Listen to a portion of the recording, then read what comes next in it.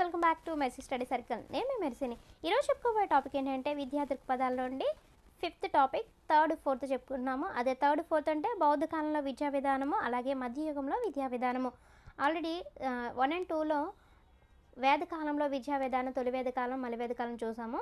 అయితే ఇక్కడ బౌద్ధ కాలంలో విద్యా విధానం, అలాగే జైనుల విద్యా విధానం, అలాగే మధ్యయుగంలో విద్యా విధానం చూద్దాము. దీనికి సంబంధించిన టోటల్ 70+ బిట్స్ అయితే ఇవ్వడం జరిగింది. 70 అని చెప్పే కన్నా మోర్ దెన్ 80-90 ఉంటాయి. సో ఇక్కడ ప్రతి బిట్ కూడా కొంచెం మీకు పీడిఎఫ్ తక్కువగా ఉండాలని చెప్పేసి, ప్రింట్ కూడా తీసుకోవడానికి మీకు తక్కువ అమౌంట్ అవ్వాలని చెప్పి నేను కుదించి అలాగే మీకు బ్రాకెట్లో కూడా ఇచ్చేస్తున్నాను. సో ఎక్కడ బిట్స్ అయితే మిస్ చేయకుండా అకాడమీ టెక్స్ట్ బుక్స్ నుంచి అయితే ఇవ్వడం జరుగుతుంది. అలాగే ఇంకా ఇతర మెటీరియల్ నుంచి కూడా కొన్ని బిట్స్ అయితే యాడ్ చేయడం జరుగుతుంది. సో ప్లీజ్ సపోర్ట్ చేయండి ఫ్రెండ్స్. మీకు రివిజన్కి ఒక్క వీడియో అయితే సరిపోతుంది. సో మన ఛానల్ ఫస్ట్ టైం కనుక చూస్తున్నట్లయితే మీ అమూల్యమైన సబ్స్క్రైబ్తో నాకు సపోర్ట్ చేయండి ఫ్రెండ్స్. ఈ వీడియోకి ఇంకా లైక్ చేయకపోతే ప్లీజ్ లైక్ చేసేయండి ఫ్రెండ్స్. 5th టాపిక్ బౌద్ధ కాలంలో విద్యా విధానం, మధ్యయుగంలో విద్యా విధానం. బౌద్ధ విద్యా విధానం ఎవరి బోధనల ద్వారా నిర్మింపబడింది లేదా మరొకలా అడగవచ్చు. బౌద్ధ మతానికి మూలకారకుడు ఎవరు? బుద్ధుడు. బుద్ధుని అసలు పేరు సిద్ధార్థుడు. బుద్ధుడు జన్మించిన ప్రదేశం లుంబిని. తండ్రి శుద్ధోదనుడు, తల్లి మాయాదేవి. గౌతమ బుద్ధుడిని ఆసియా జ్యోతి అని కూడా పిలుస్తారు. హిందూ మతంలోని లోపాలను సంస్కరించడానికి భారతదేశంలో ప్రవేశించిన మతం బౌద్ధ మతం. మోక్ష సాధన ప్రధాన ధ్యేయంగా ఆవిర్భవించిన మతం బౌద్ధ మతం. ఈ బౌద్ధ మతం ఏ శతాబ్దంలో ప్రారంభమైంది? 6వ శతాబ్దంలో.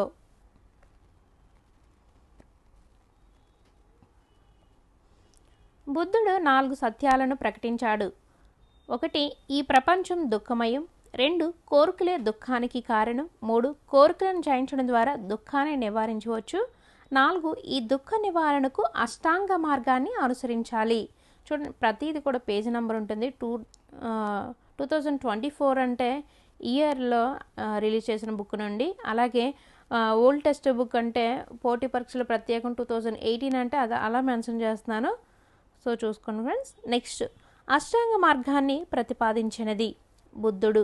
అష్టాంగ మార్గంలో అంశాలు చూసుకున్నట్లయితే 8 అంశాలు ఉన్నాయి. 1 మంచి దృష్టి, 2 మంచి సంకల్పం, 3 మంచి మాట, 4 మంచి పని, 5 మంచి జీవన విధానం, 6 మంచి ప్రయత్నం లేదా మార్గం, 7 మంచి మనసు, 8 మంచి సమాధి నిష్ట. నెక్స్ట్ వన్, అష్టాంగ యోగాన్ని ప్రవచించినది పతంజలి మహర్షి. అయితే ఇక్కడ అష్టాంగ మార్గాన్ని ప్రతిపాదించినది బుద్ధుడు, అష్టాంగ యోగాన్ని ప్రవచించినది పతంజలి. బుద్ధుని ప్రసంగాలు, కథలు, ప్రవర్తన నియమావళి మొదలైన వాటన్నిటినీ కలిపి ఏమంటారు? బౌద్ధ వాజ్మయం. బౌద్ధ వాజ్మయంలోని త్రిపీఠకములు ఏ భాషలో ఉన్నాయి? పాలి భాషలో. అయితే ఈ త్రిపీఠకములు ఏంటంటో చూద్దాం. వినయ పీఠిక, సుత్త పీఠిక, అభిధమ్మ పీఠిక. ఇక్కడ మీకు ఎగ్జామ్లో క్రింది త్రిపీఠకంలో లేనిది ఏంటి అని అడుగుతారు. సో చూసుకోండి ఫ్రెండ్స్. నెక్స్ట్, బౌద్ధ విద్యలో ఈ ఉత్సవంతో విద్యార్థి దశ ప్రారంభమవుతుంది. పబ్బజ్జ అనగా ముందుకు పోవడం, గోయింగ్ ఫోర్త్.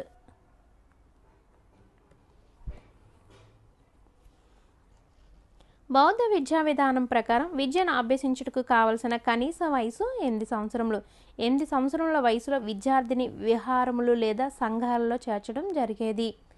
బౌద్ధ విద్యా విధానంలో విద్యాభ్యాసన కాలం 12 సంవత్సరములు, అంటే 20 సంవత్సరాలు వచ్చే వరకు అన్నమాట. బౌద్ధ విద్యా విధానంలో బోధన భాష పాలి, ప్రాకృతం. ఇది 2018 టెక్స్ట్ బుక్ నుండి అయితే 2024 ఈ రీసెంట్గా బుక్ చూసుకున్నట్లయితే విద్య మాతృభాషలోనే ఉండేది. అయితే ప్రాథమిక స్థాయిలో పాలీలోను, ఉన్నత స్థాయి విద్యలోని సంస్కృతంలోనూ ఉండేది. ఉన్నత స్థాయి విద్య సంస్కృత భాషలో ఉండేది. పాత టెక్స్ట్ బుక్ను బట్టి పాలి, ప్రాకృతం అని ఉంది. సో చూసుకోండి ఫ్రెండ్స్. మీకు ఆప్షన్ బట్టి మీరు ఆన్సర్ చేయాల్సి ఉంటుంది. నెక్స్ట్, భారతదేశంలో తొలిసారిగా మాతృభాషలో విద్యా బోధన చేసిన వారు బౌద్ధులు. బౌద్ధ కాలం నాటి విద్యా కేంద్రాలు విహారాలు, మఠాలు.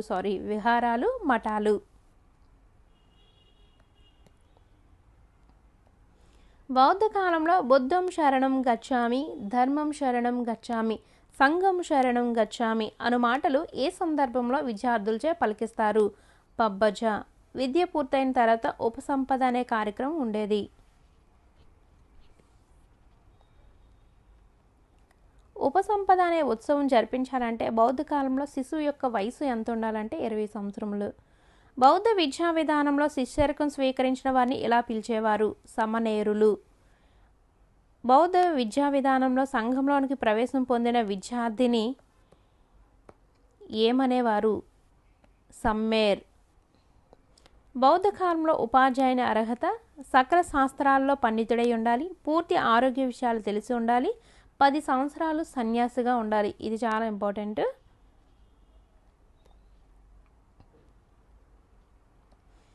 బౌద్ధ విహారాల్లోని ఆచార్యులు చాలా గొప్పవారిని గొప్ప పండితులని వ్రాసిన చైనా యాత్రికుడు హ్యూయన్ సాంగ్. బౌద్ధ విహారాల్లోని ఆచార్యులు చాలా గొప్ప పండితులని వ్రాసిన చైనా యాత్రికుడు హ్యూయన్ సాంగ్.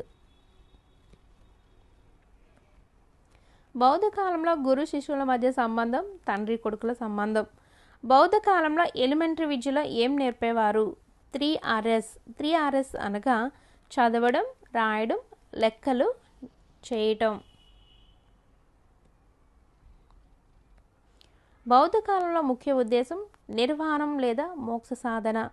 బౌద్ధ కాలంలో విద్య అంతిమ లక్ష్యం నిర్వాణం లేదా మోక్షం. ప్రపంచంలోని మొట్టమొదటిసారిగా అందరికీ విద్యను అందించిన విద్యా విధానం బౌద్ధ విద్య. బౌద్ధ విద్య మూల సూత్రం అందరికీ విద్య. బెంగాల్లోని టోల్ అనే విద్యా వ్యవస్థ అనుసరించిన మత విద్యా విధానం బౌద్ధ విద్య. బౌద్ధ కాలం నాటి విద్యా లక్ష్యం విముక్తి, జీవికకు సిద్ధం చేయుట, నైతిక అభివృద్ధి, అహింస, నిరాడంబర జీవితం. బౌద్ధ కాలంలో అతి ప్రధానమైన బోధనా పద్ధతి ఉపన్యాస పద్ధతి.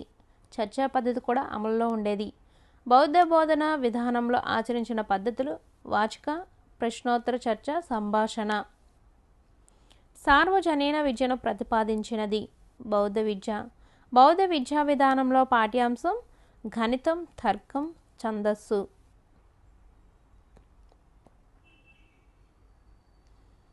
ఇప్పుడు జైన మతం గురించి. జైన మత స్థాపకుడు వృషభనాథుడు, 1వ తీర్థంకరుడు. జైన మతాన్ని బాగా వ్యాప్తిలోనికి తెచ్చినవాడు మాత్రం వర్ధమాన మహావీరుడు, 24వ తీర్థంకరుడు. ఈయన 2వ తీర్థంకరుడు చూసుకున్నట్లయితే నేమినాథుడు, 23వ తీర్థంకరుడు పార్శ్వనాథుడు.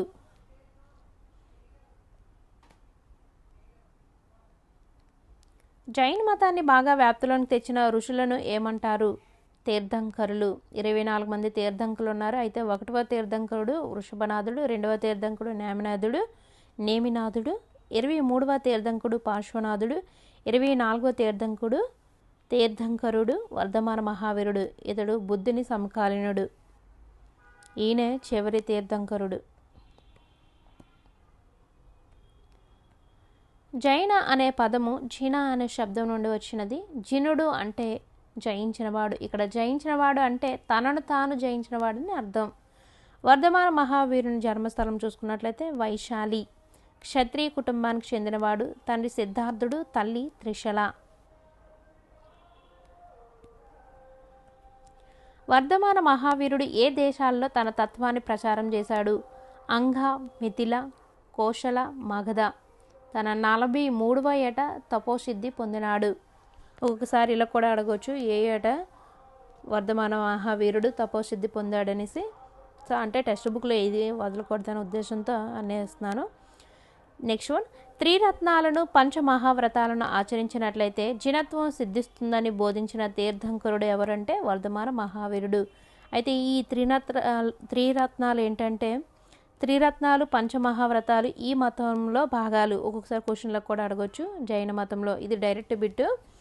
అయితే ఇక్కడ త్రిరత్నాలు అంటే ఏంటో చూద్దాము. త్రిరత్నాలు అంటే సమ్యక్ దర్శనం, సమ్యక్ జ్ఞానం, సమ్యక్ చరితం. పంచమహావ్రతాలు ఏంటంటే అహింస, సత్యం, అస్తేయం, బ్రహ్మచర్యం, అపరిగ్రహం. జైనుల కాలంలో విద్యా లక్ష్యం నిర్యాణాన్ని సాధించడమే జీవిత లక్ష్యం. తీర్థంకరుల జీవితాలను బోధనలను అధ్యయనం చేయాలి. త్రిరత్నాలను పంచవ్రతాలను అధ్యయనం చేయాలి, ఆచరించాలి. గురువు జీవితం త్యాగమయమై విద్యార్థి జిజ్ఞాసవై సాధకుడై ఉండాలి. ఏ కాలంలో స్త్రీ పరిణయం వరకు విద్యాభ్యాసం కొనసాగించవచ్చు? జైన మత కాలంలో. జైనుల బోధన విధానంలో ఆచరించిన పద్ధతులు చూసుకున్నట్లయితే మౌఖిక పద్ధతి, చర్చా పద్ధతి, ప్రశ్నోత్తర పద్ధతి, వివరణ పద్ధతి, స్వీయ అధ్యయనం, వల్లెవేయడం. మధ్యయుగంలో కొత్తగా వచ్చిన విద్యా సాంప్రదాయం, ఇక్కడ నుంచి మధ్యయుగం నుంచి సంబంధించిన బిట్స్ ఉంటాయి. ఈ ఇస్లామిక్ విద్య ఏ శతాబ్దాల కాలంలో కొనసాగింది? క్రీస్తు శకం 10 నుంచి 18. భారత చరిత్రలో మధ్యయుగ కాలంలోని విద్యను చరిత్రకారులు ఈ విధంగా పరిగణించారు. ఒక చీకటి యుగంగా పరిగణించారు, అంధకార యుగం అని కూడా అంటారు. నలంద విశ్వవిద్యాలయాన్ని ధ్వంసం చేసింది ఎవరు? బక్తియార్ ఖిల్జీ. నలంద విశ్వవిద్యాలయాన్ని ధ్వంసం చేసి వేల మంది విద్యార్థులను, ఉపాధ్యాయులను చంపేసినాడు. ఒక పెద్ద గ్రంథాలయాన్ని తగలబెట్టినాడు. ఇస్లామిక్ విద్యాలయాలను ఏమంటారు? మక్తాబ్లు, మదర్సాలు. మక్తబ్ అనే పదం ఏ భాషా పదం? ఉర్దూ. మక్తబ్ అనే పదం దేని నుండి గ్రహింపబడింది? కుతుబ్ అనే అరబిక్ పదం నుండి గ్రహించబడింది. కుతుబ్ అనగా వ్రాత నేర్పే ప్రదేశం. మదర్సాలు అనగా ఉన్నత పాఠశాలలు లేదా మాధ్యమిక పాఠశాలలు. మదర్సా అంటే అధ్యయన కేంద్రం అని అర్థం. 1192లో మన దేశంలో మక్తబ్ అనే ఎలిమెంటరీ పాఠశాలను ఏర్పాటు చేసిన వారు మహమ్మద్ గోరీ. మొదటి మక్తబ్ను మహమ్మద్ గోరీ భారతదేశంలో అజ్మీర్ ప్రాంతంలో ఏర్పాటు చేశారు. ఇంకొకసారి ఎగ్జామ్లో అడగొచ్చు, మొదటి మక్తబ్ను మహమ్మద్ గోరీ భారతదేశంలో ఏ ప్రాంతంలో ఏర్పాటు చేశారని అడగొచ్చు. అజ్మీర్ ప్రాంతంలో. ఇస్లాంలో ప్రాథమిక పాఠశాలను డాష్ అంటారు, మక్తాబ్లు అంటారు. ఇందులో విద్యార్థులకు చదవడం, రాయడం, ఖురాన్, ప్రాథమిక ప్రార్థనలను నేర్పేవారు. ఇది డైరెక్ట్ బిట్ అండి టెక్స్ట్ బుక్లో. ఇస్లాంలో మాధ్యమిక పాఠశాలను ఇలా పిలిచేవారు మదరసాలు. వీటిలో ఉన్నత స్థాయి విద్యను అందజేసేవారు. ఈ మదరసాల్లో తర్కం, ఇస్లామిక్ తత్వశాస్త్రం, సాహిత్యం, న్యాయశాస్త్రం నేర్పేవారు.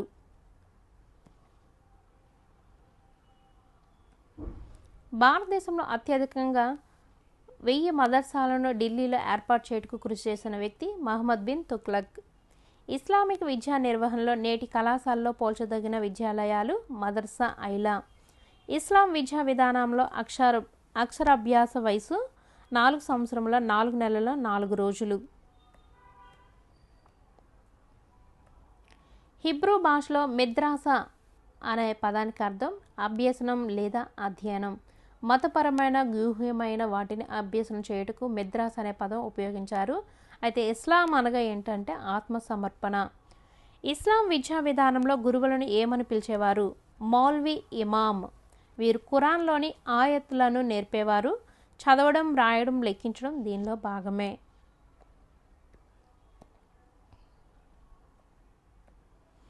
ఇస్లాం విద్యా విధానంలో అక్షరాభ్యాస వయసు 4 సంవత్సరాల 4 నెలల 4 రోజులు. మధ్యయుగంలో 4 సంవత్సరాల 4 నెలల 4 రోజులు నిండిన పిల్లవానికి విద్య నేర్పుట ప్రారంభించడాన్ని ఏమంటారు? బిస్మిల్లా. Repeat again. మధ్యయుగంలో 4 సంవత్సరముల 4 నెలల 4 రోజులు నిండిన పిల్లవానికి విద్య నేర్పుట ప్రారంభించడాన్ని ఏమంటారు? బిస్మిల్లా. మధ్యయుగ కాలంలోని అరబ్బీ, పర్షియన్ భాషల్లో పఠనం, లేఖనంతో పాటు 3Rs యుద్ధ విద్యలు, మహమ్మదీయ న్యాయశాస్త్రాలు, దేశ రాజకీయాలు, పరిపాలన అంశాలు వీరికి నేర్పించేవారంటే రాజవంశీయులకు నేర్పించేవారన్నమాట.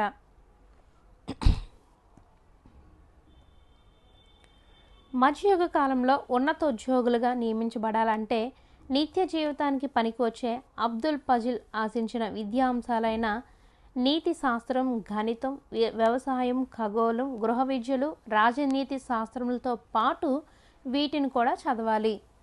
తిబ్బూరితి ఇలాహీ చరిత్ర. మధ్యయుగ కాలంలో గులిస్తాన్, బోస్తాన్ మరియు సంస్థాన్ వంటి పద్యాలను రాసిన వారు ఎవరు? పెరదౌసి.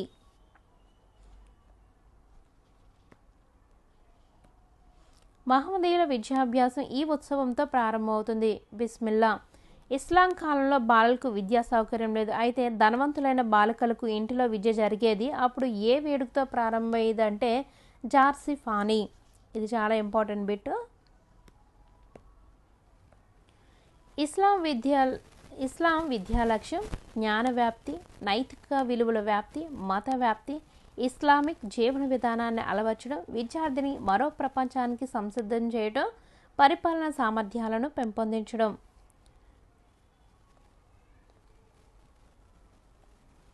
విద్యా విధానంలో శిక్షలు, బహుమతులు ప్రవేశపెట్టిన విద్యా విధానం ఇస్లాం విద్య. చక్కని ప్రవర్తన, విద్యాబుద్ధులు కలిగిన విద్యార్థులకు సనార్ సర్టిఫికెట్ ప్రదానం, టమ్స్ లేదా మెడల్స్ విద్యా అనంతరం ఇచ్చేవారు. మధ్యయుగం నాటి మక్తాబులు అనే విద్యా సంస్థలు ఇందుకు సంబంధించినవి. అందరి కోసం ఎలిమెంటరీ విద్య. ఇది డిఎస్సి 2012లో ఇచ్చారు. ఇస్లాం కాలంలో ఈ ఉత్సవంతో బాలుడి విద్యాభ్యాసం ప్రారంభించబడేది. బిస్మిల్లా.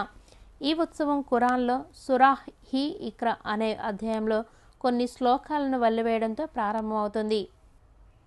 ఇస్లాం కాలంలో ప్రాథమిక పాఠశాలను ఇలా పిలిచేవారు మక్తాబ్. ఇది కూడా టెట్కమ్ టీఆర్టీలో ఇచ్చారండి. సో అవి కూడా వదలట్లేదు, మీకు టాపిక్ వైజ్గా అయితే ఇస్తున్నాను. ఇస్లాం విద్యా విధానంలో బోధనా భాష అరబిక్, పర్షియన్. ఇస్లామిక్ ప్రఖ్యాత విద్యా కేంద్రాలు మాల్వా, ఖండేస్, బీజాపూర్, జాన్పూర్, బీదర్, గోల్కొండ, ఆగ్రా, ముల్తాన్, లక్నో, ఢిల్లీ. చూడండి, ప్రతిదీ పేజ్ నెంబర్ ఉంటుంది. మీకు డౌట్ వచ్చినట్లయితే టెక్స్ట్ బుక్ రెఫర్ చేయొచ్చు. నెక్స్ట్, ముస్లిం విద్యా విధానంలో తబ్సీ, రియాజీ, ఇలాహీ అంటే ఏంటి? తబ్సీ అంటే వైద్య విద్య, రియాజీ అంటే విజ్ఞాన శాస్త్రం, గణితం, ఖగోళం. అయితే విజ్ఞాన శాస్త్రంలోని భాగమే గణితం, ఖగోళం అన్నమాట. ఇలాహీ అంటే ఆధ్యాత్మిక చర్య. నెక్స్ట్, ఇదే ఇంపార్టెంట్. యునానీ లేదా ఆయుర్వేద వైద్యశాస్త్రం. వైద్యం వీరికి సంబంధించినది. ముస్లింలు ఒక్కొక్కసారి యునానీ అంటే ఏంటి అని అడుగుతారు. ఆయుర్వేద వైద్యశాస్త్రం. ఇస్లాం స్త్రీకి మక్తబ్ మదర్సాలలోనికి ప్రవేశం లేకపోవడానికి కారణం పరదా పద్ధతి. మరొకలా కూడా అడగొచ్చు. ఇస్లాం విద్యా విధానంలో స్త్రీలకు విద్యా సౌకర్యం లేదు. ఎందువల్ల? కారణం ఏంటంటే స్త్రీలు పరదా ధరించేవారు, అంటే బోర్ఖా అన్నమాట. ఇస్లాం విద్యా విధానంలో బోధనా పద్ధతి, ఉపన్యాస పద్ధతి, అనుమానోత్పత్తి, వాచక పద్ధతి, చర్చా పద్ధతి.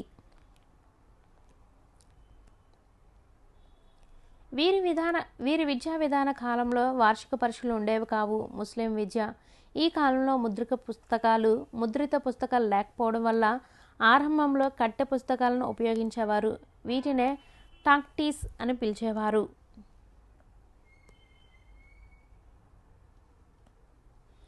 ముస్లిం కాలంలో లౌకిక విద్యకి స్థానం ఇచ్చినది అక్బర్.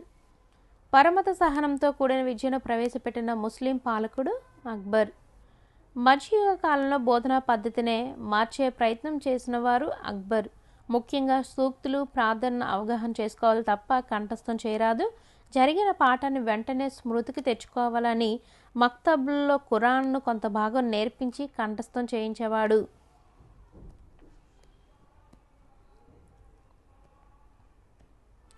ఢిల్లీలో మదర్సా మ్యూజీ, మదర్సా నసీరియా అనే పేర్లతో అతిపెద్ద మదర్సాలను ఏర్పాటు చేసిన వారు ఇల్టుట్మిస్ నసీరుద్దీన్. ఇస్లాం కాలంలో ఎన్నో విద్యా కేంద్రాలు ఉన్నప్పటికీ విద్య సార్వత్రీకరణ జరగలేదని అభిప్రాయపడిన వ్యక్తి పిఎల్ రావత్.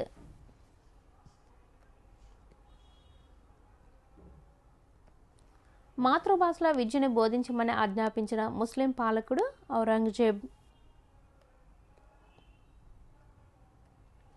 ఇస్లాం సాంప్రదాయం ఏ అంశానికి ప్రాధాన్యత ఇచ్చింది? మతానికి. మేధావి కలంలోని సిరా దేశభక్తుడి రక్తం కంటే మిన్న అని వీరి భావన, ముస్లింల భావన. భారతదేశంలో హిందూ విశ్వవిద్యాలయాల పతనానికి వీరి దండయాత్రలే కారణం. Mohammed Ghazni.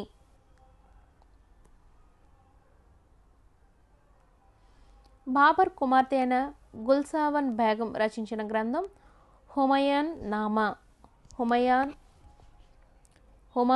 Nama.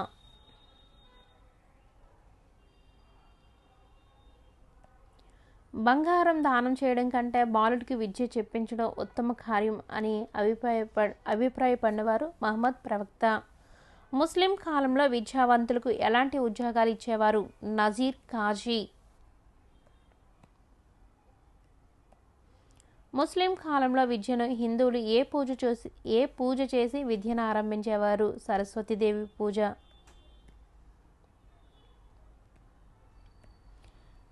1882లో Madras governor Thomas Munro పరిశీలనలో స్వదేశీ విద్యాభ్యాసం చేసే బాలబాలికలు ఉదయం 6 గంటలకే పాఠశాలకు వెళ్ళి మొదట సరస్వతి అని రాసి ఆ తర్వాత శ్లోకాలు వచనాలను వల్లెవేసేవారని తెలిసింది.